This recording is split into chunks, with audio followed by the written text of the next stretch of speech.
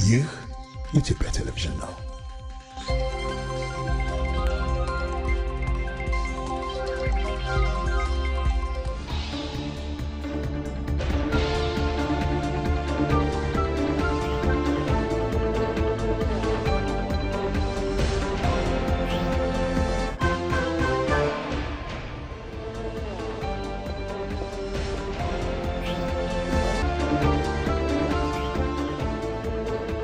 ታህሳስ 18 2016 ዓ.ም ጤና ይስጥልኝ እንደምን ዋላችሁ ተመልካቾቻችን ከኢትዮጵያ ቴሌቪዥን ከዚህ ከዋናው ስቱዲዮአችን ሸጎሌ ከሚገኘው ማለት ነው የኢቲቪ 4 ማዕዘን ዜናዎችን ይዘን ቀርበናል።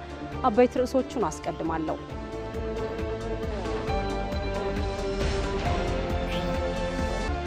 የአፍሪካ ህብረት የቀድሞ ታጣቂዎችን መልሶ ለማቋቋም የሚሰራውን ስራ ለመደገፍ የ$1 ሚሊዮን ስምምነት አደረገ።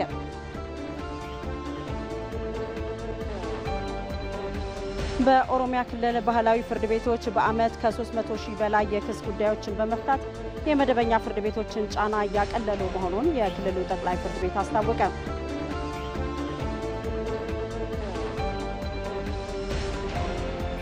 በባህር ዳር ከተማ የዋጋ ንረትን ለማረጋጋት በ20 ሚሊዮን ብር መሰረታዊ ፍጆታ ምርቶችን በመግዛት በሸማቾች ማህበራት እንዲቀርቡ እየተደረገ ነው።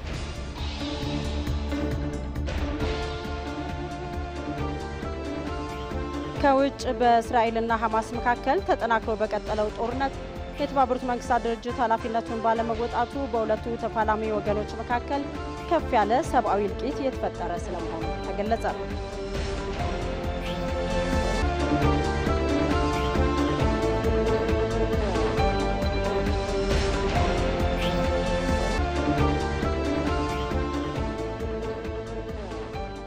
ተመልካቾቻችን የአራት ማዕዘን ዜናዎችን በመምራት አልጋነሽ ተካ ከዋናው ስቱዲዮ ይጠብቃችኋለሁ። ከኔ በተጨማሪ ደግሞ በተለያዩ 3 ጉዳዮች የተለያዩ ባልደረቦቻችን ከተለያዩ አካባቢዎች በቀጥታ መስመር ወደ እናንተ ገብተው መረጃዎችን የሚሰጡናል። ሙሉ ግርማይ ንብረቴ ተሆነ እንዲሁም ይሄ ነው ዋጋቸው ከባህር ዳር በተለያዩ ጉዳዮች ላይ በኋላ ላይ በቀጥታ መስመር ይጠብቋችኋል። አብራችን ቆዩ። አጫጭር ዜናዎችን አስቀድማለሁ።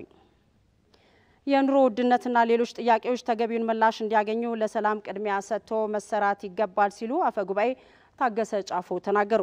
የሕዝብ ተወካዮች ምክር ቤት 13 ቋሚ ኮሚቴዎች የ2 ወራት አፈጻጸም ከአስተባባሪ ኮሚቴ ጋር በመሆን ግምገማ ተካሂዷል። አፈጉባኤ ታገሰ ጫፎ ለሁሉም ጉዳይ መሰረት የሆነው ሰላም ላይ ትኩረት አድርጎ መስራት እንደሚገባና ሁሉም የበኩሉን አስተዋጽኦ ማበርከት እንዳለበትም ገልጿል።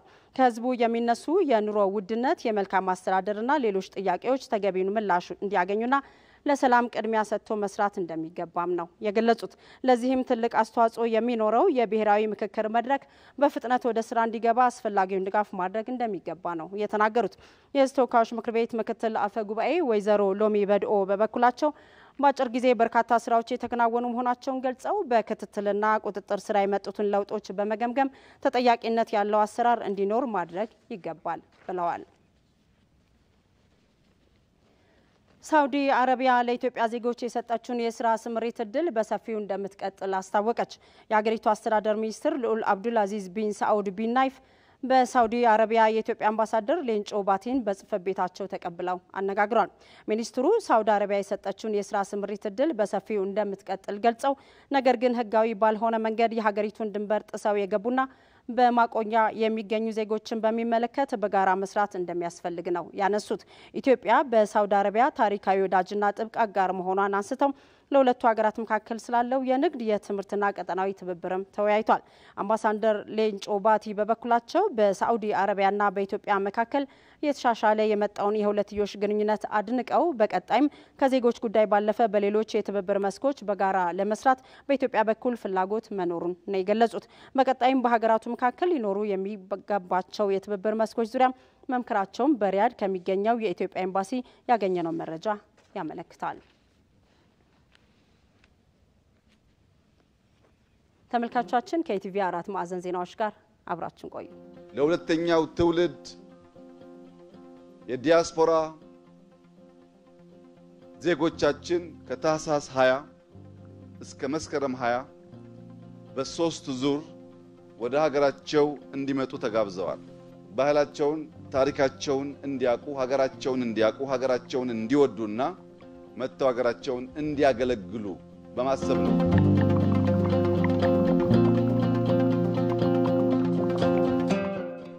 የመጀመሪያው ዙር ኮኔክት ዩር ካልቸር የሚል ነው። ባህላቸውን መልሰው ማስታወስ እንዲችሉ የገናን በዓል፣ የጥምቀትን ከዚያም ተከትሎ የሚከበሩ የድል በዓላትን ከኛ ጋር እንዲያከብሩ ተጋብዘዋል። ሁለተኛው ዙር ከኤዩ ሰሚት ጀምሮ እስከ ክረምት መባቻ አካባቢ ያለው ኮኔክት ዩር ሂስትሪ የሚል ነው። በእምነት፣ በባህል፣ በቋንቋ ያሉ ታሪካቸውን እንዲያውቁ የሚያስችል ነው። ሶስተኛው ዙር በእነሱ ሰመር በእኛ ክረምቱን እስከ መስከረም 20 የሚሻገር ሆኖ ይሄ ደግሞ ሊቭ ዩር ሌጋሲ የሚል ባህላችሁንና ታሪካችሁን ካወቃችሁ ሪኮኔክት ካደረጋችሁ በኋላ ሕፃናትን በማስተማር በማልበስ ችግኝ በመትከል በክረምት ስራ በመሳተፍ በትውልድ አገራችሁ ሌጋሲያችሁን ተው የሚል ነው።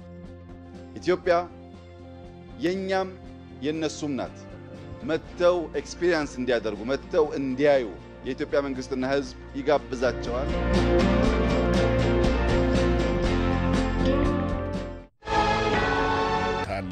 ሲቢኢ ፔይ ባንድ ይበልጥ የተሻለውን አማራጭ ይቀላቀሉ ብሎ ይበልጥ ይቀላል። የኢትዮጵያ ንግድ ባንክ ሁሌም የሚተማመኑበት ባንክ።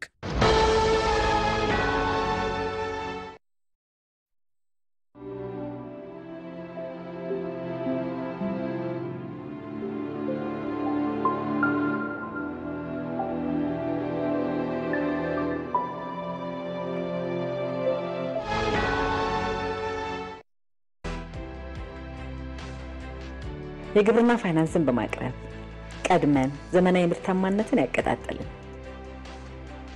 የአርሶ አደሩን ኑሮ በማገዝ ማሳው በጊዜ ታርሶ ወቅት ጠብቆ አዝመራ እንዲሰበሰብ ደጀን ይሁን።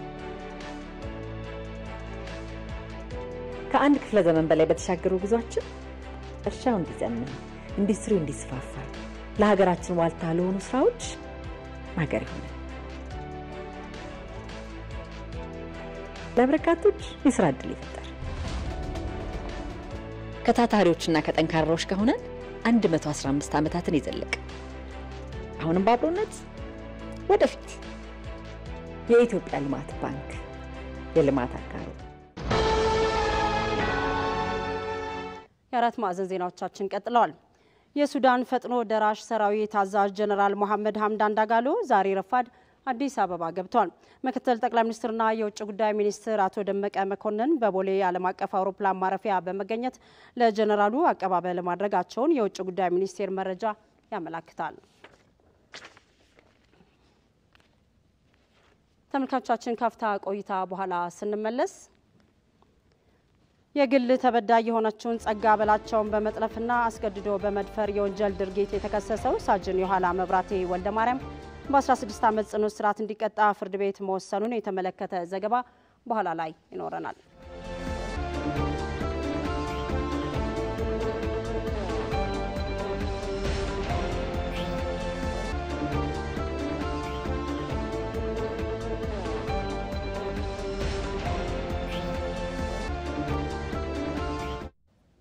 ተመልካቾቻችን አሁን ወደምናልፈው ባልደረቦቻችን ከተለያዩ አካባቢዎች በቀጥታ መስመራችን ላይ ገብተው ወደሚሰጡን መረጃዎች ይሆናል። ሙሉ ግርማይ ንብረቴ ተሆነና ይሄ ነው ዋጋቸው ይጠብቁናል።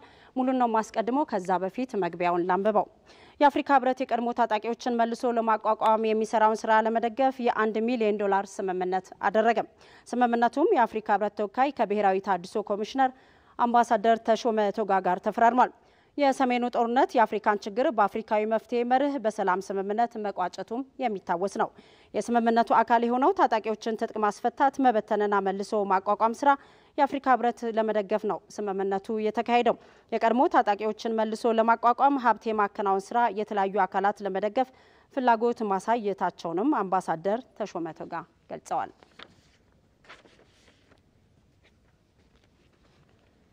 ተመልካቾቻችን በዚህ ጉዳይ ላይ ተጨማሪ መረጃ ሊሰጠን ባልደረባችን ሙሉ ግርማይ በቀጥታ መስመራችን ላይ ገብተዋል። ሙሉ እንዴት ውላል? እስቲ የቀድሞ ታጣቂዎችን መልሶ ለማቋቋም ዛሬ ከአፍሪካ ህብረት ጋር የተደረሰው ስምምነት ምን ይመስላል?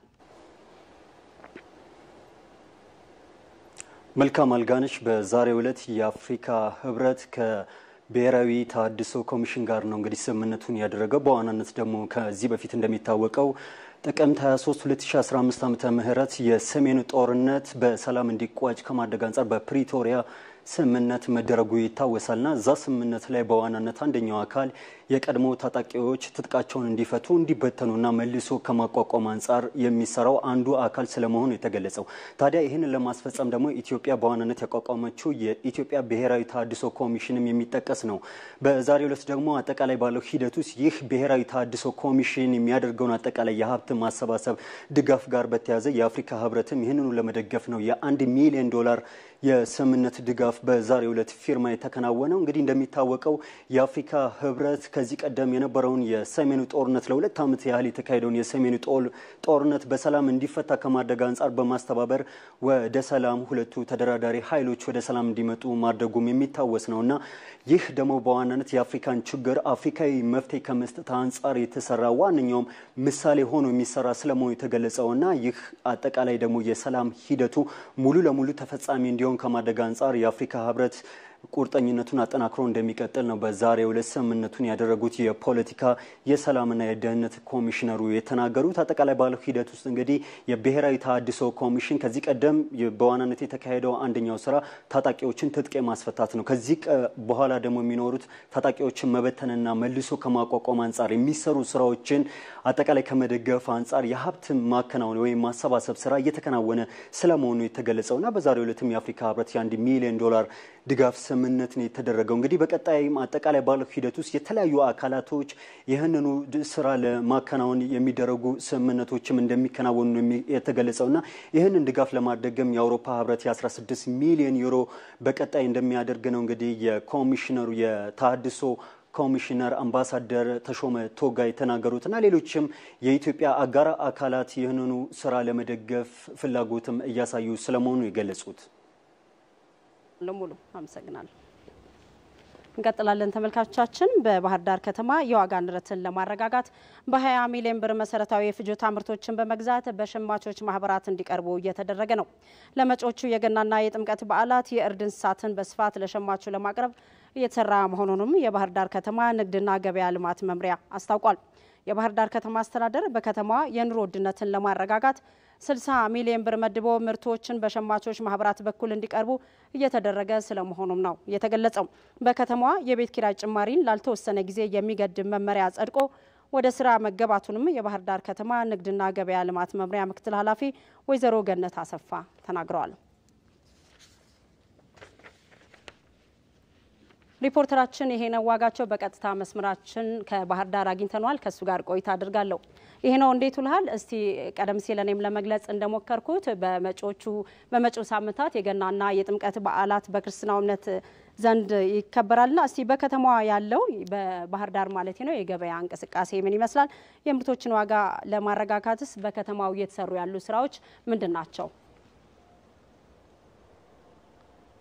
መልካም አመሰግናለሁ አልጋነሽ። እንግዲህ በዚህ በባህር ዳር ከተማ የተለያዩ የገበያ ቦታዎችን ዛሬ ከጠዋት ጀምሮ ቅኝት ስናደርግ አርፍደናል ማለት ይቻላል። ቀበሌ 4 በሚገኘው የግብይት ማዕከል መሰረታዊ የሚባሉ የፍጆታ እቃዎች የሚቀርቡበት ማዕከል ነው። ሽንኩርት፣ ቲማቲም እና የመሳሰሉ ምርቶች በስፋት የሚቀርቡበት ማዕከል ነው። እሱን ጎብኝተናል። እንግዲህ በጉብኝታችንና በቅኝታችንም መታዘብ የቻልነው እንግዲህ በምርቶቹ ዋጋ ላይ ጭማሪ መኖሩን ነው ያስተዋልነው። ለአብነት ያህል ሽንኩርት 115 ብር ነው እየተሸጠ የሚገኘው። ድንች ደግሞ ከ30 እስከ 40 ብር ባለው ነው 1 ኪሎ እየተሸጠ የሚገኘው ማለት ነው። ቲማቲም ከ60 እስከ 70 ብር እየተሸጠ ይገኛል።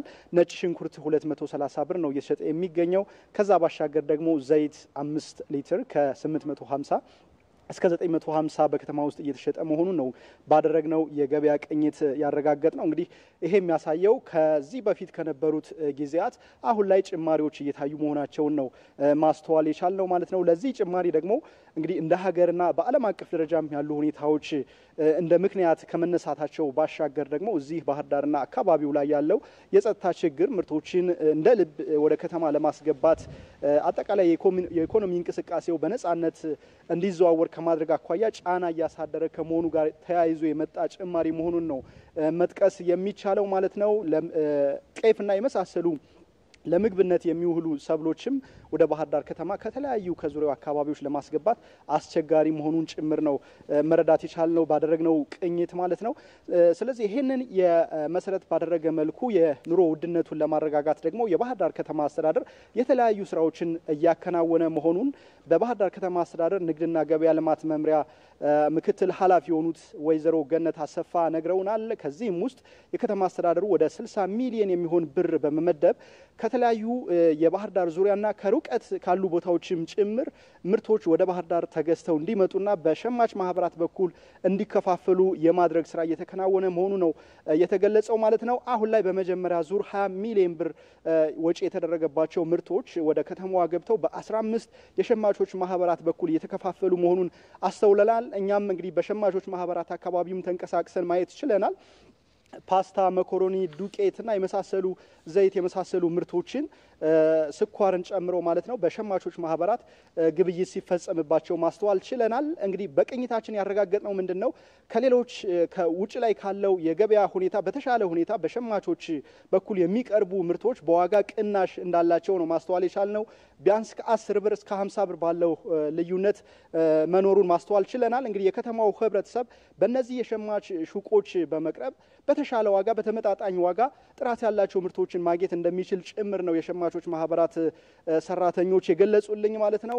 እንግዲህ ከዚህም ውጭ ደግሞ ቀደም ሲልም አንቺም እንዳነሳሽው አልጋነሽ በባህር ዳር ከተማ የኑሮ ውድነቱን ለማረጋጋት በሚል የከተማ አስተዳደሩ የዋጋ ጭማሪን የቤት ኪራይ ላይ የሚደረግ የዋጋ ጭማሪን ላልተወሰነ ጊዜ የሚገድብ መመሪያ አጽድቆ ወደ ስራ አስገብቷል። አሁን ላይ እንግዲህ ወደ ስራ መግባቱን ነው የመምሪያ ምክትል ኃላፊዋ የነገሩን። ይህም እንግዲህ ከተማዋ ላይ ያለው የኑሮ ውድነት እንዲረጋጋ ከማድረግ በኩል በተለይ ደግሞ ለመንግስት ሰራተኛውና ዝቅተኛ ገቢ ላለው የህብረተሰብ ክፍል ከፍተኛ ፋይዳ እንዳለው ነው እየተነሳ የሚገኘው። በአጠቃላይ ያደረግነው ቅኝት ይህንን ነው የሚመስለው። አልጋነሽ አመሰግናለሁ። ይሄ ነው በኦሮሚያ ክልል ባህላዊ ፍርድ ቤቶች በአመት ከ300 ሺህ በላይ የክስ ጉዳዮችን በመፍታት የመደበኛ ፍርድ ቤቶችን ጫና እያቀለሉ መሆናቸውን የክልሉ ጠቅላይ ፍርድ ቤት አስታወቀ። ባህላዊ የፍርድ ሂደቶች ቂም በቀልተኝነትን በማስቀረት በማህበረሰቡ ዘንድ ዘላቂ ሰላምን ለማረጋገጥ እንደሚያግዙም ተጠቁሟል። ባህላዊ ፍርድ ቤቶች እውነትን በማውጣት ማህበረሰቡ ወጪ ሳያወጣ ፍትህን እንዲያገኝ እያደረጉ ስለመሆናቸውም ተገልጿል። የተከራካሪዎችን ማህበራዊ ቅርርብ በማይጎዳ መልኩ እየተተገበረ ያለው ባህላዊ የፍርድ ቤቶች አሰራር በሁሉም ክልሎች ሊተገበር ይገባዋልም ተብሏል።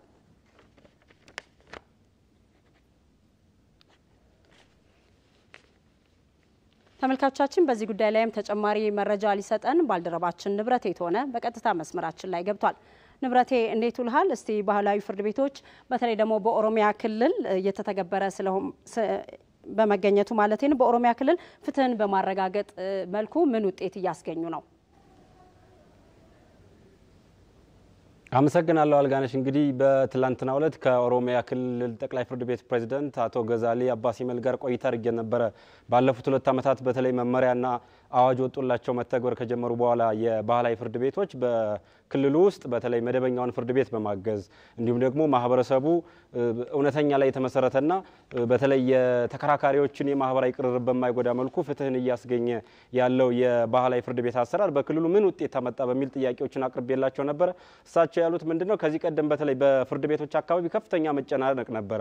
አሁን ላይ ግን በተለይ የባህላዊ ፍርድ ቤቶች ወደ ስራ መግባት ከጀመሩ በኋላ ፍርድ ቤቶች አካባቢ በተወሰነ መልኩ የጫናዎችን መቀነስ ተችሏል። እንዲሁም በተለያዩ አካባቢዎች በተለይ አሁን መደበኛ ወይም ደግሞ ዘመናዊ የፍርድ አሰራር የምንለው በተለይ ማስረጃና የክርክር ሂደቶችን መሰረት በማድረግ አንዱን ጥፋተኛ አንዱን ደግሞ የካሳ ተቀባይ አድርጎ የውሳኔዎችን ያስተላልፋል። ይህ ባህላዊ ፍርድ ቤት ግን ሁለቱንም አሸናፊ አድርጎ የሚያመጣ በመሆኑ በማህበረሰቡ ዘንድም ዘላቂ ሰላምና በተለይ ይሄ ማህበራዊ ቅራኔዎች ሳይፈጠሩ ዜጎች ፍትህ እንዲያገኙ ያስችላል የሚል ሐሳብና ያነሱልኝ። በተለይ በክልሉ ደረጃ 2 እርከኖችን ታሳቢ በማድረግ የባህላዊ ፍርድ ቤቶች መቋቋማቸውና ላለፉት 2 ዓመታት ሲተገበር መቆየቱን አንስተውልኛል። የመጀመሪያው በተለይ በቀበሌዎች ላይ መሰረቱን ያደረገው የመጀመሪያ ደረጃ የባህላዊ ፍርድ ቤት የሚባለውና በኋላ ደግሞ እነዚህ መፍታት ያልቻሉትን መፍታት የሚችለው በወረዳ ደረጃ የተቋቋመው ይግባኝ ሰሚ የባህላዊ ፍርድ ቤቶች በሚል በሁለት እርከን የባህላዊ ፍርድ ቤቶችን በማደራጀት በክልሉ ውስጥ ይህን ማድረግ ተችሏል የሚል ሐሳብን አንስተውልኛል። አጠቃላይ ግን ባለፉት 2 ዓመታት እንግዲህ ቀደም ብለሽ አንቺም እንዳልሽው አልጋነሽ በአንድ ዓመት ውስጥ በተለይ የ2015 ሪፖርትን ብቻ ብንመለከት ወደ 376000 የሚደርሱ የክስ ኬዞችን በዚሁ የባህላዊ ፍርድ ቤቶች መፍትሄ እንዲያገኙ ማድረግ ተችሏል ነው የሚል ሐሳብ ያነሱልኝ። እንግዲህ በቀበሌዎችና አጠቃላይ የኦሮሚያ ክልል ያሉ ቀበሌዎችን የተመለከትን ወደ 7510 የሚደርሱ ቀበሌዎች በክልሉ አሉ። ከነዚህም ውስጥ ወደ 6332 በሚሆኑ ቀበሌዎች ላይ ባህላዊ ፍርድ ቤቶችን አሁን ላይ ማደራጀት ተችሏል። በዚህም ማህበረሰቡ እንግዲህ በተለይ ክልሉ ደግሞ በገዳ ስርዓትና በተለያዩ የባህላዊ ርቆች የሚታወቅ ክልል ነውና እነዛን ታሳቢ በማድረግ ባህላዊ ፍርድ ቤቶች በክልሉ ሰላምን እያረጋገጡ የፍርድ ቤቶችን ስራም እያገዙ ነው የሚል መረጃ ነው የሰጡኝ። በዚህ በሩብ ዓመት ውስጥም በርካታ ኬዞችን መፍታት ተችሏል በእነዚሁ በባህላዊ ፍርድ ቤቶች የሚል ሐሳብ እንዲያነሱልኝ። እንግዲህ ቀደም ብዬም እንዳነሳሁት በአመት ውስጥ ወደ 370,000 ዜጎች በዚህ ወይም ክሶች በዚህ በባህላዊ ፍርድ ቤት መፍትሄ አግኝተዋል። እንግዲህ ይህንን ወደ ገንዘብ መቀየር ከቻለን ደግሞ ወደ በቢሊየን የሚጠጋ ገንዘብ ነው ማዳን ተችሏል ያሉት። ይህንን በተመለከተ አቤል ሙሉጌታ ደግሞ ተጨማሪ መረጃዎችን ያደርሰናል። በእኔ በኩል የነበሩ መረጃዎች እነዚህ ናቸው።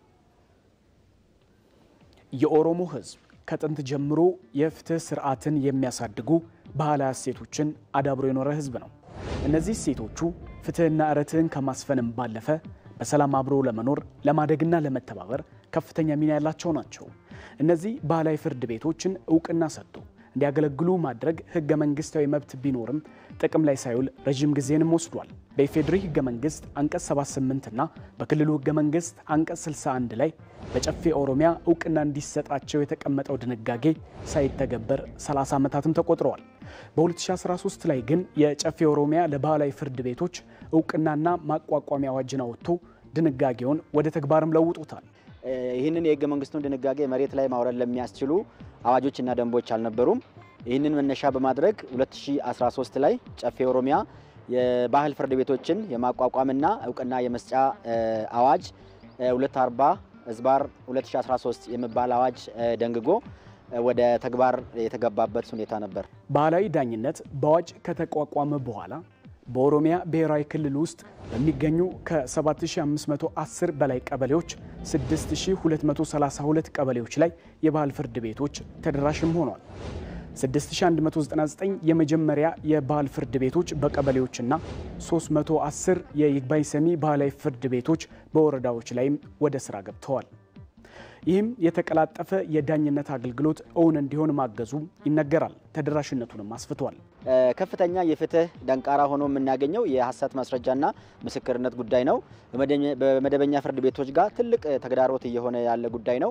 እነዚህ ባህል ፍርድ ቤቶች ጋር በሐሰት ማስረጃ በሐሰት ምስክርነት ፍትህን ማዛባት የማይታሰብ ጉዳይ ነው ማለት ነው። ይህንንም ከመቅረፍ አንጻር የራሱ የሆነ አስተዋጽኦ አበርክቷል። በዘመናዊ የፍትህ ተቋማት ላይ ያለውን የስራ ጫናም በእጅጉ ቀንሷል። የዘመናዊ የፍትህ ተቋማት የአገልግሎት ጥራት እውን እንዲሆንም የባህል ፍርድ ቤቶች ሚና አላቸው። በ2015 ብቻ 370,000 በላይ ጉዳዮች ለመጀመሪያ ደረጃ ባህላዊ ፍርድ ቤት ቀርበው 326,000 በላይ የሚሆኑትም መፍትሄ አግኝተዋል። ወደ 50,000 የሚጠጉ ጉዳዮችም ለዘንድሮ ዓመትም ተሸጋግሯል። ለይግባኝ ሰሚ ባህላዊ ፍርድ ቤትም በተመሳሳይ ዓመት ውስጥ 15,000 በላይ ጉዳዮች ቀርበው 12,000 በላይ የሚሆኑት እልባትም ተሰጥቶባቸዋል። በ2015 ብቻ በባህላዊ ፍርድ ቤት መፍትሄ ከተሰጣቸው 326,000 በላይ ጉዳዮች ቢያንስ ከ1 ቢሊዮን ብር በላይ ወጪ ለተገልጋዮችም ቀንሷል። በተለይም የባህላዊ ፍርድ ቤቶችን እውቅና ሰጥቶ የፍትህ አገልግሎቱን በተጠናከረ መልኩ መስጠቱ ትርጉሙ ብዙ ስለመሆኑም ይነገራል። በጨፌ ኦሮሚያ ከተደነገጉ ህጎች ከወጡ አዋጆች ይሄኛው የባህል ፍርድ ቤቶችን ለማቋቋምና እውቅና ለመስጠት የወጣው አዋጅ 240/2013 እጅግ ታሪካዊ ነው ብዬ ነው ማምነው።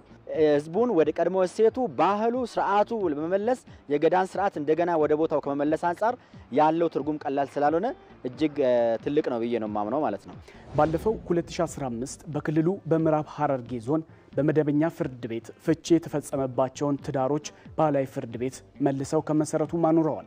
ባህላዊ ፍርድ ቤቶቹ ከትንንሽ እስከ ትልልቅ ጉዳዮች ድረስም ብይን የሚሰጡ ናቸውም ተብሏል። ተመልካቾቻችን በዚህ ጉዳይ ላይ በኋላ ላይ እንግዳ ይኖረናል። በጅማ ከተማ የሚገኝ አንድ የባህል ፍርድ ቤት ይግባኝ ሰሚ በከተማውና በአካባቢው ላይ የሚያጋጥሙ የፍትህ ጉድለቶችን በድጋሚ መፍትሄ እየሰጠ ይገኛል።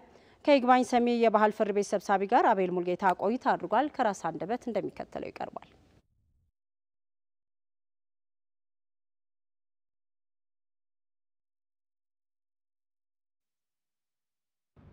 ስሜ አጅብያ ባመጫ ይባላል። የጅማ ከተማ ባህል ፍርድ ቤት ይግባኝ ሰሚ ሰብሳቢ ነኝ። ቀን አንልም፣ ጠዋት አንልም፣ ማታ አንልም። ህዝቡን ሰማልን። ህዝቡ ወደኛ በጣም እየጎረፈ የመጣ ችግሩን የነገረን እየፈታን ነው። ከተቋቋመ በኋላ ቀበሌ ባህል ፍርድ ቤት ጀምሮ ይግባኝ ሰሚ የመጣ ጉዳይ ቀበሌ የተከፈተ ፋይል 848 ነው። ሰኔ ያገኘው 687 ነው። ቀጥሎ ያለው 161 ነው። የባህል ፍርድ ቤት የቀረበ ይግባኝ 73 ነው። ውሳኔ ያገኘ 56 ነው። በቀጥሎ ያለ 17 ነው። ለምሳሌ ተክዶ የቆየ መሬት በቦሬ ቀበሌ 800 ካሬ ሜትር ነገሩን በማሳመን በባህል ፍርድ ቤት መሰረት ቁርአን ቅዱስ መጽሐፍ ቅዱስን ቁርአንን ማላ አርጎ ይዞ ማላ አርጎ ነገሩን ተማምኖ 800 ካሬ ሜትር መልሰናል ለባለቤቱ። ይሄ ብቻ አይደለም። ባልና ሚስት ተካክዶ ተጣልቶ በ10 ዓመት የማይፈታውን 2 ወር በማይሞላው አጨርሰን ወስነን በእርቅ በሰላም አስታርቀናቸው ንብረቱን ተካፍለናል። ይሄ ነገር በጨፌ ጸድቆ መውረዱ ላይ ህዝቡ ደስተኛ ነው። ምክንያቱም ህዝብ አይጣላም፣ ለከፍተኛ ኪሳራ አይዳረግም፣ በቀላሉ ያልቃል ጉዳዩ። በመንግስት ፍርድ ቤት ከተወሰነ ቂም ጥሎ ነው የሚያልፈው። ይግባኝ ሰሚ ነን እኛ። ቀበሌ ላይ የተበላሸ ነገር ወይ ውሳኔ አግባብ ያለው ነገር ከተወሰነ ይግባኝ ይዞ ይመጣል። ነገርየው እናያለን፣ ምስክርን እንደገና እናዳምጣለን፣ ፍትህ እንዲያገኝ እናፈርሳልና እኛ ውሳኔ እንሰጣለን። ያ ቀበሌ ላይ የጠመመ ነገር ወይ ደግሞ የተበላሸው ነገር እኛ ጋር ይስተካከላል።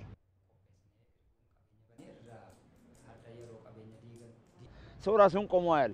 ለማላ ሲመጣ ራሱን ቤት ያያል፣ ቤቱን ያፈርሳል፣ ልጁን ያያል፣ ንብረቱን ነገ ነው ያያል።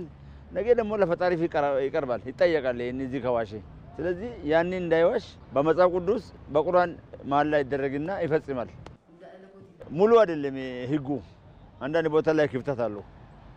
ለምሳሌ አፈጻጸሙ ላይ ማስገደድ አንችለውም። ከወሰነ በኋላ አፈጻጸሙ ላይ እንቸገራለን። ፍርድ ቤቶቹ የምስክሮችን ቃል ሲቀበሉ የሚደረገው መሐላ ጠንካራ በመሆኑ የሐሰት ምስክርነትን በመቅረፍ አስተዋጽኦ እንዳለውም ተገልጿል። የእውነት ቦታ ነው በሚለው እናሳምናቸዋለን። ከዛ ቃላቸውን እንትን ብሎ ይገባሉ። ከዛ በኋላ እናስምላቸዋለን። አንምልም ብሎ ተመልሱትም አሉ። መጥቶ እንሲያው በጣም ደንግጦ መልሶ የተመለሱት አሉ። ተማመኑት አሉ። አንምልም ብሎ ማለት ነው። ይሄን ይፈራሉ። አሁን ይሄ አመድ ነው። አመድ ይዞ አመድ ያርገኝ፣ ህይወቴ ከንቱ ይሁን፣ የተወለደ ማይደግልኝ፣ አሁን የተቃጠለ ያለ ቀልት ከሰል ነው፣ ከሰል አርገኝ ብሎ ይምላል። እቺ ሳንቲም ያሳጣኝ፣ ሚበላውን ያሳጣኝ፣ ቡኩን ያርገኝ፣ ጦር ይሁንብኝ ሁሉ ነገር የሰውን ባይሆን የፈጣሪ ውጋኝ፣ የሰው ከዛ ይበለጠ ማለት ነው ብሎ ይምሉበታል። እንደዚህ ድንጋይ ያቀዝቅዘኝ፣ ከመሬት የማይነሳ ድንጋይ ያርገኝ፣ እንደዚህ አይነቱን በማጸን ያስቀምጥልኝ፣ ሴት ከሆነች ወንድም ከሆነ እንደዛ ብሎ ይምላል። በቃ ይሄን ሲያውስ እናስረዳቸዋለን። ቅድመ እስከዛሬ በውሸትኛ ጋር ይማሉት የለ ስናስታርቃቸው ሰው በውስጡ ውሸት ይዞ ከመጣ ይደረግጣል። እንሲያ ተመልካቾቻችን በዚህ ጉዳይ ላይ ተጨማሪ ማብራሪያ እንዲሰጡን እዚህ ስቱዲያችን እንግዳ ጋብዘናል። እንግዳችን በኦሮሚያ ጠቅላይ ፍርድ ቤት ዳኛና የጥናትና ትብብር ዳይሬክተር አቶ ተጫን መርጋ ናቸው። ከሳቸው ጋር ቆይታ አድርጋለሁ። ስለመጡ እናመሰግናለን። እኔ አመሰግናለሁ። መልካም። እስቲ የባህል ፍርድ ቤቶች በኦሮሚያ ክልል ያለውን የፍትህ ስርዓት እያገዙ እንደሆነ ይገለጻልና እስቲ ታዲያ የባህል ፍርድ ቤቶቹ በተደራጀ አግባብ እስከዛሬ ወደ ስራ ሳይገቡ የቀሩት ለምንድን ነው? እንግዲህ የባህል ፍርድ ቤት በቅርቡ ነው 3 አመቱ ነው አሁን ስራ የጀመረው። ከዛ በፊት ግን በህገ መንግስቱ ወደ 27 አመት ገደማ እውቅና አግኝቷል። የባህልና የሃይማኖት ፍርድ ቤቶች ሊቋቋሙ እንደሚችሉ ማለት ነው። ይሁንና ትኩረት ሲሰጥ የነበረው የመደበኛ ፍርድ ቤት ላይ ነበረ። በጎን ግን የማህበራዊ ፍርድ ቤቶች በየቀበሌው ተደራጅተው ስራ ሲሰሩ ነበረ። ምንድነው የተደረገው? ምን ያህል ውጤታማ ናቸው፣ ምን ያህል መደበኛ ፍርድ ቤትን አግዟል፣ ምን ያህል የህዝብን እርካታ አምጥቷል የሚል መጀመሪያ ጥናት ነው የተደረገው ማለት ነው። የማህበራዊ ፍርድ ቤቱ ውጤታማነት ታይቶ እየሰሩ ያሉት በሽምግልና እንደሆነ ባይበልጥ ውጤታማ የሆኑት ይሄንን ጥናቱ ያሳይና መጨረሻ ላይ ግን በክልሉ የዳበረ ባህል ስላለ ባህሉን ስራ ላይ የሚያውል የባህል ፍርድ ቤት በህገ መንግስቱ መሰረት ስራ ላይ ብናውል ይበልጥ ተጠቃሚ እንሆናለን የሚል የጥናቱ ግኝት አሳየ ማለት ነው። ይሄንን መሰረት አድርጎ ነው እንግዲህ በአዋጅ ድጋፍ አግኝቶ አሁን ስራ ላይ ውሎ ይሄን ውጤት እያስገኘ ያለው ማለት ነው። እና ትኩረት አለመሰጠቱና በአሁኑ ጊዜ ግን ወደ ባህላችን ተመልሰን በባህሉ መሰረት ይሄንን የጉዳዮች አፈታት ስርዓት ስራ ላይ ብናውል ይበልጥ ተጠቃሚ እንሆናለን የሚል ኮሚትመንትም የመንግስት ኮሚትመንትም በጉልህ ታይቶ ይሄ አዋጅ ሊወጣና ስራ ላይ ሊውል ችሏል ማለት ነው። መልካም አቶ ተጫን፣ እነዚህ የባህል ፍርድ ቤቶች በዘመናዊ ዳኝነት ላይ የሚኖራቸው አስተዋጽኦ ምንድን ነው? በተለይ ደግሞ የሀሰት ምስክርነት በአብዛኛው በዘመናዊ ፍርድ ቤቶች ይስተዋላልና አፈጻጸሙን በማገዝ መልኩ ሚናቸው እንዴት ነው የሚገለጸው? እንግዲህ በአጠቃላይ ፍትህ ሲባል ፍትህና እውነት ቢቀራረብ ይበልጥ ማህበረሰቡ ዘንድ ተቀባይነት ይኖረዋል፣ አመኔታም ይኖረዋል። በመደበኛ ፍርድ ቤት አንዳንድ ጉዳዮች ማስረጃ አይገኝባቸውም፣ አንዳንድ ጉዳዮች ደግሞ በይርጋ ምክንያት ጊዜያቸው አልፎባቸው ወደ መደበኛ ፍርድ ቤት ሊመጡ አይችሉም ማለት ነው። የባህል ፍርድ ቤት አንደኛ እውነትን መሰረት ያደረገ ባለጉዳዮችን አከራክሮ ጉዳዩን የሚፈታ ስለሆነ የመሐላ ስነ ስርዓቱ በጣም ጠንካራ የሆነና ማህበረሰቡ ዘንድ ተቀባይነት ያለ ስለሆነ በዛ መሰረት ጉዳዮችን ሲፈቱ ወደ እውነት የቀረበና እውነት የሆነ ፍትህ ይሰጣል ማለት ነው። ስለዚህ በማህበረሰቡ ዘንድ ቅሬታ ሲፈጥሩ የቆዩ ማስረጃ ያልተገኘባቸው ጉዳዮች በባህል ፍርድ ቤት በኩል እንዲፈታ ተደርጓል። አንድ ሁለተኛ መደበኛ ፍርድ ቤት ትንሽም ትልቁም ጉዳይ በዛው በአካባቢው ሊፈታ የሚችል በተለይ ደግሞ ማስረጃቸው በጉልህ የማይታወቁ ጉዳዮች ወደ ፍርድ ቤት እንዳይመጡና እንዲሁ ባለ ጉዳዮች እንዳይጉላሉ አድርጓል። ብዙ ጉዳዮችም ከመደበኛ ፍርድ ቤት እየቀነሱ ናቸውና ይሄ ትልቅ አስተዋጽኦ ነው ማለት ነው። ፍርድ ቤቶች በፍርድ ቤት ተከራክሮ ጉዳይ እልባት ማግኘት ያለበት ጉዳይ ላይ ብቻ ፎከስ አድርገው ጉዳዮችን እልባት እንዲሰጡ ጊዜ ሰጥቷቸዋል። ማህበረሰቡም ደግሞ ማህበራዊ ህይወታቸውን ቀረርቦታቸውን በአግባቡ እንዲመሩና ማለት ያላቸው ግንኙነት ወይንም መስተጋብር ጤናማ እንዲሆን በማህበረሰቡ ዘንድ መጠራጠር እንዳይኖር ጉዳዮችን እንዳይወልዱ ሰዎች ለመበቃቀል ጥረት እንዳያደርጉ ወደ ሌላ የወንጀል ድርጊት እንዳይሄዱ ትልቅ አስተዋጽኦ አድርጓል። ይሄ ደግሞ አጠቃላይ የወንጀል ድርጊትን እንዲሁም ክርክሮችን እንዲቀንሱ አድርጓል ማለት ነው። መልካም፣ እስቲ ወደ አፈጻጸሙ እንምጣና ወደ ባህል ፍርድ ቤቶች አፈጻጸም ውሳኔያቸው አስገዳጅ እንዳልሆነ ይነገራልና እስቲ አዋጁ ያንን ስለማይፈቅድ ነው አስገዳጅ ያልሆነው። አፈጻጸም ላይ ያለውን ውስንነት እንዴት ነው የምታዩት እናንተ የባህል ፍርድ ቤቶች? እንዲሁም ደግሞ ከዛ ጋር አያይዘው እንዲመልሱልኝ አንዳንዴ ከሙስና ጋር በተያያዘስ ምን ያህል ክትትል ይደረግባቸዋል? ምናልባት ፍትህ እንዳይጓደል የባህል ፍርድ ቤቶች የሚሰጡት ውሳኔ ቀድሞውኑም ተከራካሪ ወገኖች ፍቃደኛ ሲሆኑ ነው ወደዛ የሚቀርቡት ማለት ነው። ሁለቱም ወገን በባህል ፍርድ ቤት እዳኛሉ ብሎ ፍቃድ ሲሰጥ በዛ ይዳኛል። አንድ ሁለተኛ አፈጻጸሙን በዛው ልክ የባህል ፍርድ ቤቱን ስልጣን ሲቀበል የተሰጠውን ውሳኔ ይፈጽማሉ ብሎ ቃል የመግባት ይሁንታን አሳይቶ ነው የሚገባ ማለት ነው። አንድ ሁለተኛ ተከራካሪ ወገኖች ተስማምቶ ነው ፍቃዳቸውን ሰጥቶ ነው ወደዛ ስርዓት የሚገቡት ማለት ነው። አንድ ሁለተኛ የባህል ፍርድ ቤት እንግዲህ ብዙ ባህሉ ያፈራው ብዙ እሴቶች አሏቸው። በመሐላ ተጠቅሞ መጀመሪያም በስርዓቱ ይገዛሉ ብሎ በባህል ፍርድ ቤቱ አሰራር የተፈረደብኝንም ይፈጽማሉ ብሎ በቃለ መሐላ ይገባል። በቃለ መሐላ ይጨርሳል ማለት ነው። ይፈጽማለሁ ከዚህ በኋላ ሰላማዊ ህይወት እንመራለን ብሎ የመሐላ ስነ ስርዓት ስለሚፈጽም ይሄኛው ትልቅ ይገዛ ያደርጋል። አንድ ሁለተኛ የባህል ፍርድ ቤትም እኮ ውሳኔ ነው። አዋጁ ላይ የተሰጠው ውሳኔ መፈጸም አለበት። አንድ ሁለተኛ የማይፈጸም እንኳን ከሆነ ችግር ከተፈጠረ ወደ መደበኛ ፍርድ ቤት ጥያቄ በማቅረብ መደበኛ ፍርድ ቤት አፈጻጸሙን እንዲያግዝ ማድረግ ይቻላል ማለት ነው። ሶስተኛ የባህል ፍርድ ቤቱ ራሱ በባህሉ መሰረት ውሳኔዎችን የሚያስፈጽሙባቸው አሰራሮች አሏቸው።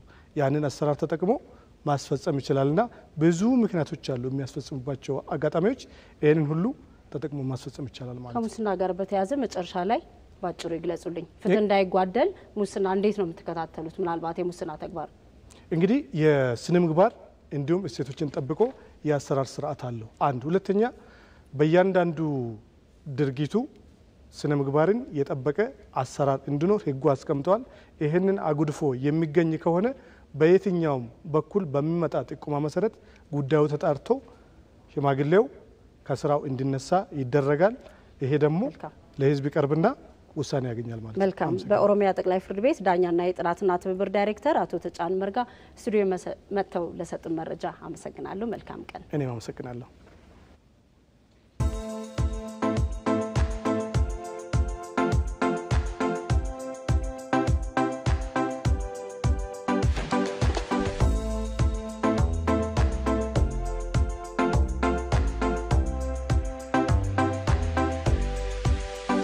አቮካዶ አየን፣ በጣም በሚያስደንቅ ጣዕም አናናስ አየን፣ ብርቱካን አየን፣ አፕል አየን፣ ሙዝ፣ የተለያየ ቫራይቲስ አየን እና ከፍሩት አንጻር እጅግ ተስፋ ሰጪ ነገር እንዳለ አይቻለሁ።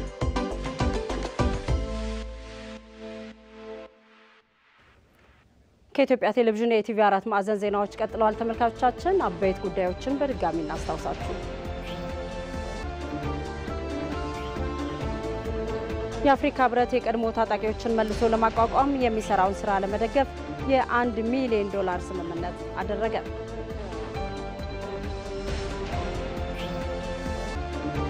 በኦሮሚያ ክልል ባህላዊ ፍርድ ቤቶች በአመት ከ300,000 በላይ የክስ ጉዳዮችን በመፍታት የመደበኛ ፍርድ ቤቶችን ጫና እያቀለሉ መሆናቸውን የክልሉ ጠቅላይ ፍርድ ቤት አስታወቀ።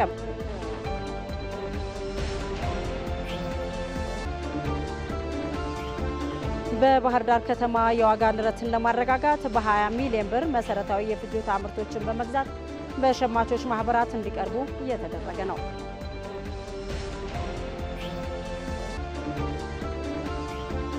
በእስራኤልና ሐማስ መካከል ተጠናክሮ በቀጠለው ጦርነት የተባበሩት መንግስታት ድርጅት ኃላፊነቱን ባለመወጣቱ በሁለቱ ተፋላሚ ወገኖች መካከል ከፍ ያለ ሰብአዊ እልቂት የተፈጠረ ስለመሆኑ ተገለጸ።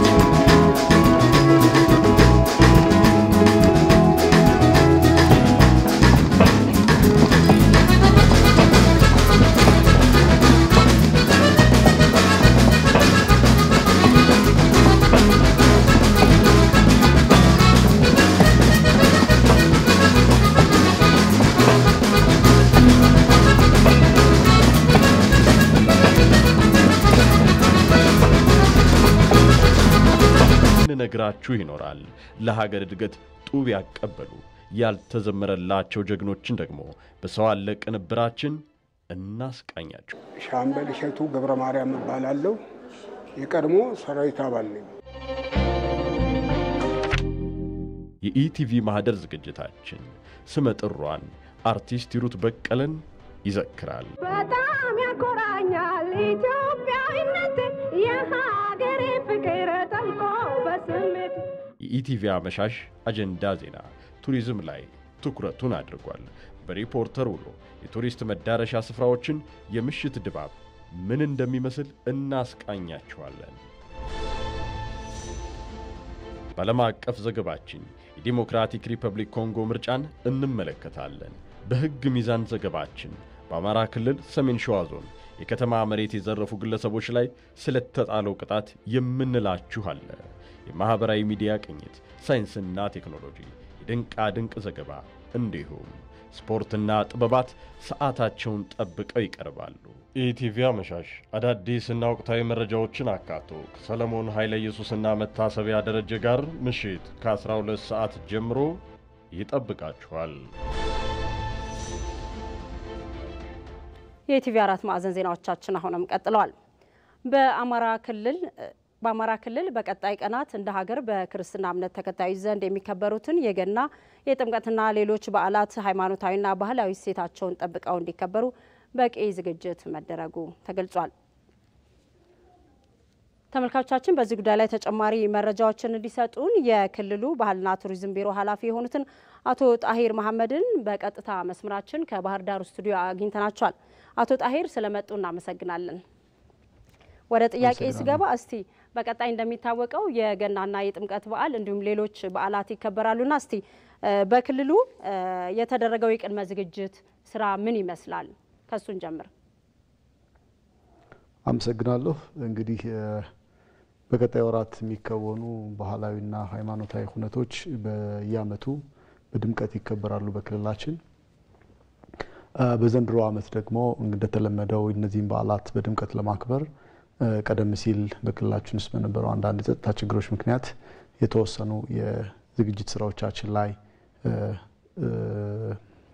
ክፍተት ቢኖረውም ከዚያ በኋላ ግን ነገሮች በደንብ የተስተካከሉ ስለመጡና ህዝቡም እነዚህን በዓላት በራሱም ጊዜ የኛ እንደ ቱሪዝም ቢሮ በደንብ ገፍተን ባናስተባበ የሚመጣው እንግዳ ሰርቪሳቸውን እንዲያስተካክሉና በጥሩ መስተንግዶ እንግዶች ተስተናግደው እንዲሄዱ በከተሞቻችን ለአካባቢ ያለውን አጠቃላይ የጽዳትና ውበትና ለእንግዶች ምቹ ሁኔታን ከመፍጠር አንጻር ሁሉም ባለድርሻ አካል ቤተ ክህነትም በላሊበላ በኩል የከተማ አስተዳደሩም በዞንም እኛም ደግሞ እንደ ክልል ባህልና ቱሪዝም ቢሮ ያደረግናቸው ቅድመ ዝግጅቶች አሉ። አብዛኛው ነገሮች በጥሩ እየሄዱ ነው።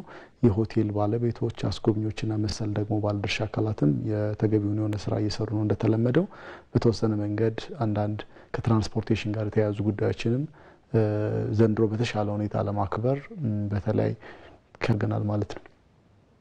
መልካም አቶ ጣሂር፣ እስቲ እንደው የጸጥታ ችግር የክልሉን ቱሪዝም ለማሳለጥ ምን ተግዳሮቶች ገጠሙ?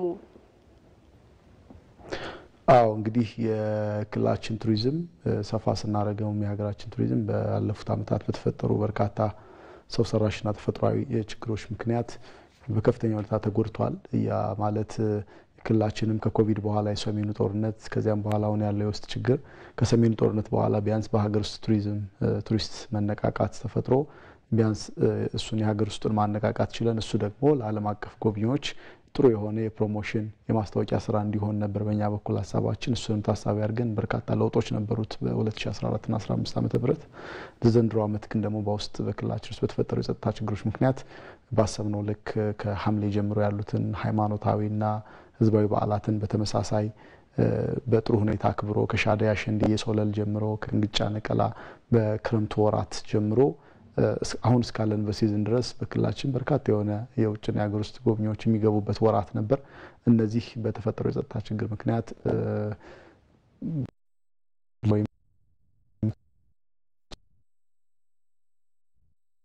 ሀገርም የሀገር ውስጥም ጎብኚዎች በክልላችን መጡ ሰዎች የተንቀሳቀሱ በኮንፈረንስ ቱሪዝምም የተለያዩ ስብሰባዎችን በማድረግም በትልልቅ ከተሞቻችን ላይ ጥሩ የሆነ መነቃቃት አለ።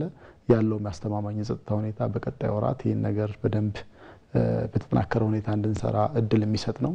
አሁን ባለንበት ሁኔታ ግን እስካሁን ያለውንም ቅድመ ዝግጅታችንም እስካሁንም ያለውን የአገልግሎት ሰጪ ተቋማት ከዚህ ከቱሪዝም ዘርፉ ማግኘት የሚገባቸውን ቱሪዝም ዘርፉ ላይ የተሰማሩ የተለያዩ ኑሯቸውን በዚህ የሚመሩ የማህበረሰብ ክፍሎችም በዚህ የጸጥታ ችግር ምክንያት ገቢያቸው በመቀነሱ ወይም ደግሞ ገቢ ሊያገኙ ባለመቻላቸው ለከፍተኛ ችግር ተዳርገዋል። ይህ የመጀመሪያው አይደለም።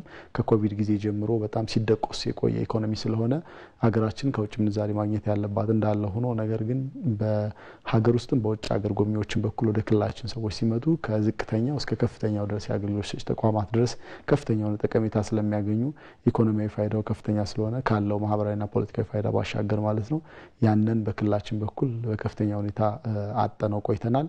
እነዚህን አሁን ያሉትን ሃይማኖታዊ በዓላት ተጠቅመን ግን እንደ አንድ የዶሜስቲክ ቱሪዝም ካምፔን ወይም እንደ ዘመቻ ሆኖ በዚሁ አጋጣሚ የቱሪዝም ዘርፉ ተነቃቅቶ የሚቀጥልበትን በተለይ ደግሞ ዓለም አቀፍ ጎብኚዎች ጊዜ ቢፈጅ እንኳን የሀገር ውስጥ ጎብኚዎችን በእነዚህ ሃይማኖታዊና ህዝባዊ ክብረ በዓላት ምክንያት አድርገን በአዲስ መልክ ለማነቃቃት ነው የቀየስነው እቅድ። ከዚህ አንጻር ጉዳት ከፍተኛ ነበር፣ ግን ደግሞ እሱን ለማከም እነዚህን በዓላት በዋናነት መጠቀም አስፈላጊ ነው ብለን እናምናለን። ጥሩ የሆነ ጅምርም አላቸው። የአማራ ክልል የባህልና ቱሪዝም ቢሮ ኃላፊ አቶ ጣሂር መሐመድ ባህር ዳር ስቱዲዮአችን ተገኝተው ለሰጡን ማብራሪያ አመሰግናለሁ። መልካም ጊዜ ይሁንልዎት።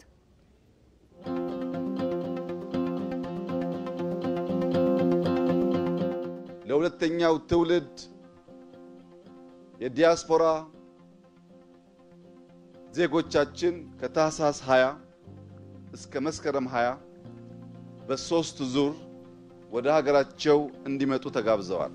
ባህላቸውን፣ ታሪካቸውን እንዲያቁ፣ ሀገራቸውን እንዲወዱና መተው ሀገራቸውን እንዲያገለግሉ በማሰብ ነው።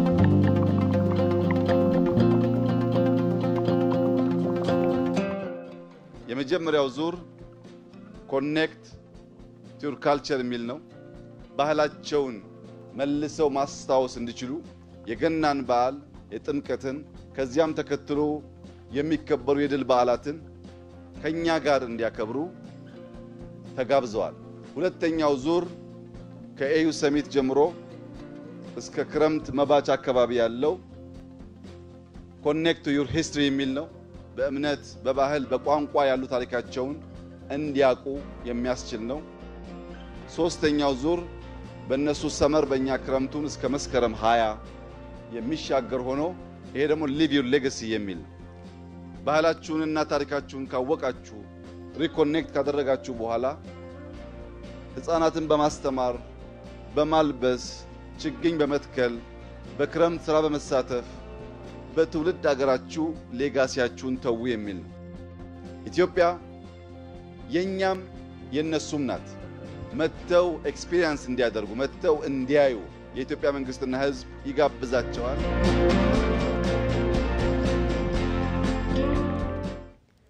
በታላቅ ድምቀት የሚከበረው የቁልቢ ገብርኤል በዓለ ንግስን ያለምንም የጸጥታ ችግር እንዲከበር ለማስቻል የቅድመ ዝግጅት ተግባራት ተጠናቀው ወደ ስራ መገባቱን የሐረሪ ክልል ፖሊስ ኮሚሽን ገለጸ። ከበዓሉ ጋር ተያይዞ መግለጫ የሰጡት የክልሉ ፖሊስ ኮሚሽነር ነስሪ ዘካሪያ በዓሉ ሰላማዊ በሆነ መልኩ እንዲከበር ለማስቻል ለሁሉም ፈጻሚ አመራርና አባላት እንዲሁም አጋዥ ተቋማት የበዓሉን አከባበር የተመለከተ የጸጥታ እቅድ ወጥቶ በቂ ግንዛቤ እንዲጨብጡ ከማድረግ ጀምሮ ሌሎች የቅድመ ዝግጅት ስራዎች ሲሰሩ መቆየታቸውም ገልጿል። የበዓሉ አከባበር ያለምንም የጸጥታ ችግር በሰላም እንዲጠናቀቅ አስፈላጊ የሰው ኃይል ተመድቦም ወደ ስራ መገባቱን ነው የተናገሩት። ኮሚሽነሩ አክለውም ከበዓሉ ጋር ተያይዞ ወደ ከተማዋ የሚመጡ እንግዶችና ነዋሪው አጠራጣሪ ጉዳዮች ሲያጋጥሙ ወዲያውኑ ለፖሊስ ጥቆማ መስጠት ይኖርባቸዋል ብለዋል። ኮሚሽነር ነስሪ አያይዘውም ሊደርሱ የሚችሉ የትራፊክ አደጋዎችን ለመከላከል ሁሉም አሽከርካሪዎች በትዕግስትና የመንገድ አጠቃቀም ሕግና ስርዓትን ባከበረ መልኩ ማሽከርከር እንዳለባቸው አሳስበዋል። የቁልቢ ቅዱስ ገብርኤል በዓል አከባበርን ተከትሎ በከተማው የድሬዳዋ አስተዳደር ከንቲባ አቶ ከድር ጁሃር እና የድሬዳዋ ፖሊስ ጠቅላይ መምሪያ አዛዥ ኮሚሽነር አለሙ መግራ በጋራ በመሆን ለእንግዶች ያደረጉትን አቀባበል ተከታትለን እንመለስ። ሰላም መጣችሁ። እንኳን ለቁልቢ ገብርኤል ማግስት አደረሳችሁ። ተጠንቀቁ። ሰላም ነው፣ ከተማው ሁሉም ሰላም ነው። እሺ፣ ከድር ይባላለሁ፣ የድሬዳዋ ከንቲባ ነኝ። ፈጣሪ ይርዳን፣ ጸሎት አድርጉልን። ቢሻሜ ቢያንስ ሌላ ነገር ባንሰጣችሁ ውሃ እየጠጣችሁልን ግቡ። እሺ፣ ያው እኛም በቲቪ እናያቃለን። ፈጣሪ የተመሰገነ ይሁን። አሜን አሜን። ቴንክ ዩ። መልካም መንገድ። እንግዲህ ኮሚሽነር ካገኛችሁ ይበቃል። ጀባዳ ነጋ ገብቱ ፈያዳ ኤሳ ዴምታን ሽምቡራ ኸዋኛችሁን ሐራሚሚ ነጋ ወጁማኛ ነይ ኢማላ ጋሪ ስኒያቶ ዴማ በገነገ አንዱፍተን ጀባዳ ፈጣሪ እንግዲህ ለመጣችሁለት ዓላማ ይቀበላችሁ። እሺ በሰላም እንዳመጣችሁ በሰላም ይመልሳችሁ። ወንድሜ ኮሚሽነር አለሙ ነው፣ የድሬዳዋ ጠቅላይ ፖሊስ መምሪያ ኃላፊ ነው። ችግር ካጋጠማችሁ የነጻ ስልክም አለ፣ የትኛውም ጣቢያ አለ። ያው እኔ ድሬዳዋ ከንቲባ ነኝ፣ ከድር እባላለሁ። መልካም ጊዜ ይሁንላችሁ። እሺ እሺ፣ ፈጣሪ በሰላም ይመልሳችሁ። እሺ ከተማችሁ ነው፣ ተዝናኑ። ምንም ስጋት የለም፣ ምንም ነገር የለም። እሺ ይሄ ለበለጠ መረጃ ያው የነጻ ስልክ ቁጥርም አለ። ችግር ካጋጠማችሁ ኤኒታይም መደወል ትችላላችሁ። እሺ ቁልቢ ገብርኤል ሁሉም የሚመጣው አንድ ለጸሎት ሁለት ስለት ለማድረስ አይደለ? ፈጣሪ ይቀበላችሁ። እኛም ደግሞ ስትመለሱ ጸሎት አድርጉልን። መንገዱም ያው በዓለም ስለሆነ በተፈለጋችሁበት ሰዓት ላይ 24 ሰዓት ከተማችን ሰላም ነው። ችግር ካለ እንኳን 620 ላይ ደውሉ። ቢያንስ መስጠት ባንችልም ይሄን የሰላም ውሃ እየጠጣችሁ የሰላም ውሃ ምንለው የድሬዳዋ ውሃ የጠጣ ሰው ትንሽ አምሮም ቢሆንም ሰላም ይሆናል ነው። መልካም መንገድ። እሺ እንመኛለን። ሰላም ናችሁ? እንዴት ነው ማለት? እንኳን በሰላም መጣችሁ። መንገዱ ጥሩ ነው። ድካሙ ውሃ እስቲ አምጣላችሁ። ውሃ ቢያንስ ሌላ ማናቀብልም ውሃ እናቀብላችሁ። እሺ ለቁልቢ በዓል ነው የመጣችሁት። እንግዲህ ፈጣሪ ጸሎታችሁን ስለታችሁን ይስማ። ቤታችሁ ነው፣ ሀገራችሁ ነው። ለመጣችሁለት ዓላማ ፈጣሪ ጸሎታችሁን ይቀበል። ለሀገራችንም ለኛም ደግሞ በጸሎት አትርሱን። 24 ሰዓት ላይ ለሌትም ቀንም እናንተን ለማገልገል ዝግጁ ስለሆን እናንተን ለማገልገል ነው። መልካም ጊዜ እንዲሆንላችሁ እንመኛለን። እንኳን ወደ ፍቅር ከተማዋ በሰላም መጣችሁ ለማለት እንፈልጋለን። አሜን አሜን። በቤንሻንጉል ጉሙዝ ክልል እየተሰበሰበ ካለው የመኸር ስንዴ 450 ሺህ ኩንታል ምርት እንደሚገኝ በቅድመ ምርት ትንበያ ማረጋገጡን የክልሉ ግብርና ቢሮ አስታወቀ። በክልሉ በተለያዩ አካባቢዎች የደረሰ የመኸር ስንዴ ምርት በመሰብሰብ ላይ ይገኛል። ጀማል አህመድ ዝርዝር አለው። በቤንሻንጉል ጉሙዝ ክልል በተለያዩ አካባቢዎች የለማው የመኸር የስንዴ ምርት በመሰብሰብ ላይ ይገኛል። በአርሶ አደሩ ዘንድ በስፋት እየተለመደ የመጣው ስንዴ ሞቃታማ በሆኑት የአሶሳ ዞን ወረዳዎችም በሙከራ ደረጃ በመልማት ላይ ይገኛል። በኡራ ወረዳ የአምባ 9ና የሆህ 15 ቀበሌ አርሶ አደሮችም በአካባቢያቸው ከለማው የ100 ሄክታር ሰርቶ ማሳያ የስንዴ ማሳ የተሻለ ተሞክሮ መውሰዳቸውን ይናገራሉ። የስራ እድል ፈጠራ አግኝተናል። እዚህ እየመጣን እየሰራን የገንዘብ ማግኛ ሰዓታችን እየተጠቀምን ነው። ግን ለኛ ደግሞ ቀጣይ ከቀጣይ አሁን አየና አይደለ ትምህርት ወስደናል። ቀጣይኛ በግላችን በአርሶ አደር ደግሞ ምን ተጠቀመውን ሰብል አቀደን ለመግባት ተዘጋጅተናል። 5 ወር ድረስ በ5 ወር ተቀጥረናል። እስካሁን ድረስ እየሰራን ነው። ተይተመርስ ማይባል ምርት መስጠቱ ራሱ እየታየ ነው፣ በተግባር እየተተገበረ ነው። ወደፊትም ለራሳችን እንቀጥላለን ባይለኝ ራሴ። በክልሉ ግብርና ቢሮ የሰብል ልማት ዳይሬክተር አቶ ፈይሳ አቡን የስንዴ ልማቱ በሙከራ ደረጃም ቢሆን የተሻለ ውጤት እየተገኘበት ነው ይላሉ። ስንዴው የሚፈልገው የመሬት ፈርቲሊቲ ወይም የመሬት ለምነት ከማሳ ዝግጅት ጀምሮ ቅድመ ዝግጅት ላይ አንዳንድ ክፍተቶች ስለነበሩ በአርሶ አደር ደረጃም በተቋም ደረጃም ወጥነት የለውም። ነገር ግን እንደ ክልል አሁን ባለው ሂደት አቨሬጅ በአንድ ሄክታር 20-18 የሚገኝበት አለ። የስንዴ ልማቱን በተሻለ መልኩ ውጤታማ ለማድረግ የማሽነሪ እጥረት ማጋጠሙን የዘርፉ አመራሮች ይገልጻሉ። አሁን ኮምባይነሩ አንድ የሰው ጉልበት ይቀንሳል፣ የምርት ብክነት ይቀንሳል። ለዚህ እንደዚህ ደግሞ ርጭት በሚኖርበት ሰዓት ላይ ቶሎ በአንድ 2 ቀን 3 ቀን በሽታውን ሳይስፋፋ በቤት ቶሎ አግሽፎ የሚቀር ቴክኖሎጂ ባለመኖሩ እንደ አንድ ተግዳሮት ነው እንደያየነው በመኸር ላይ ማለት ነው። 15404 ሄክታር ነው በዘር የተሸፈነው። ወደ መሰብሰብ የደረሰበት ሁኔታ አለ። የገጠመን ያሰባሰብ ሂደት ይሄ ኮምባይነር ሃርቨስቲንግ ማሽን የለንም። አንድ ኮምባይነር ብቻ ነው ያለን ግብርና ኮሌጅ። እሱም ልምድ ይጎላል፣ ሙሉ አቅም አይደለም የሚሰራ። ለወደፊት እሱ ላይ ሃርቨስቲንግ ማሽኖች በስፋት ቢመጡበት ሁኔታ መፍጠር ይጠይቃል። በክልሉ የበጋ ስንዴን በመስኖ የማልማት ስራ እየተከናወነ መሆኑ ተገልጿል። ለኢቲቪ ጀማል አህመድ ነኝ ከአሶሳ። ተመልካቾቻችን አሁንም አልፈው ቀደም ሲል ወደ አስተዋወቅኳችሁ ካፍታ በኋላ ጠብቁን ወዳልኳችሁ መረጃ ይሆናል። በጠለፋና አስገድዶ መድፈር የተከሰሰው ሳጅን የኋላ መብራቴ ወልደ ማርያም በ16 ዓመት ጽኑ እስራት እንዲቀጣ ፍርድ ቤት ወስኗል። ሳጅን የኋላ መብራቴ በቀን 12/2/2016 ዓ.ም የግል ተበዳይ የሆነችውን ጸጋ በላቸውን በመጥለፍና አስገድዶ በመድፈር የተከሰሰበት መዝገብ በሐዋሳ ከተማ የመጀመሪያ ደረጃ ፍርድ ቤት ቀርቦ ሲያከራክር መቆየቱን የሲዳማ ክልል ፍትህ ቢሮ ገልጿል። ፍርድ ቤቱ የከሳሽ አቃቢ ሕግ ያቀረበውን ማስረጃ በመስማት ተከሳሽ በአንደኛ ክስ የወንጀል ሕግ አንቀጽ 37 እና 587 ዝባር 1 መሰረት እንዲከላከል እንዲሁም በሁለተኛ ክስ በ620 ዝባር 3 መሰረት እንዲከላከል ብይን ቢሰጥም ተከሳሽ ጥፋቱን ባለማስተባበሉ ፍርድ ቤቱ ተከሳሹን ጥፋተኛ ብሎታል። ከሲዳማ ክልል ፍትህ ቢሮ እንዳገኘነው መረጃ የሐዋሳ ከተማ መጀመሪያ ደረጃ ፍርድ ቤት በቀን 18/4/2016 ዓ.ም በዋለው የሴቶችና ህጻናት ችሎት የቅጣት ማክበጃና ማቅለያ ሁኔታዎችን በማየት በተከሳሹ ላይ ውሳኔ አስተላልፏል። በውሳኔው መሰረትም ተከሳሽ ሳጅን የኋላ መብራቴ ወልደ ማርያምን በ16 ዓመት ጽኑ እስራት እንዲቀጣ ፍርድ ቤቱ ወስኗል። የውጭ ዜና በእስራኤልና በሐማስ መካከል ተጠናክሮ በቀጠለው ጦርነት የተባበሩት መንግስታት ድርጅት ኃላፊነቱን ባለመወጣቱ በሁለቱ ተፋላሚ ወገኖች መካከል ከፍ ያለ